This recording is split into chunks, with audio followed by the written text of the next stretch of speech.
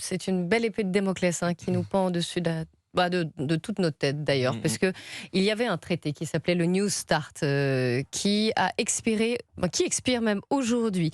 Et c'est un tournant majeur dans l'histoire du contrôle des armements depuis la guerre froide, puisque sans ce traité en fait limitait le nombre et régulait le nombre de lanceurs, de bombardiers lourds, d'ogives stratégiques, offensives, qui étaient déployés de part et d'autre, notamment entre la Russie et les États-Unis. Mais ça concerne en fait toute la prolifération nucléaire, si j'ai bien compris.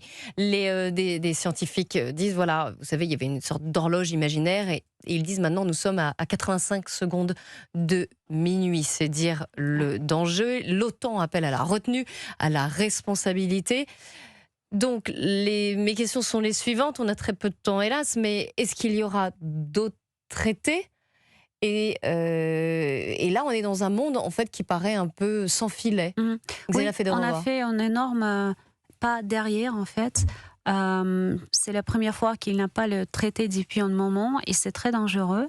La Russie a proposé aux États-Unis de continuer encore pour un an les de États-Unis respecter. on n'ont pas répondu. Oui. En fait, oui, il n'a pas une réponse aujourd'hui, donc automatiquement il n'a plus d'un traité.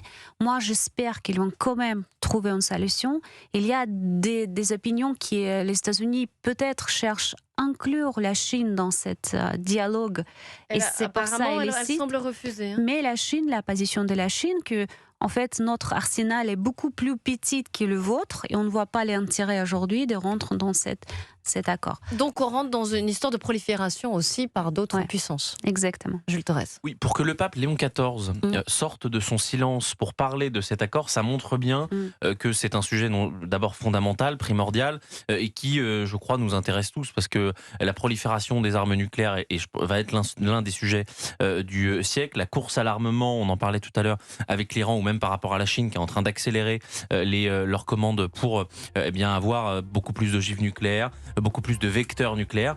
Ça va être l'un des sujets, donc évidemment que un accord doit être signé, parce que sinon, vous avez raison, c'est un monde sans filet auquel nous devons nous préparer.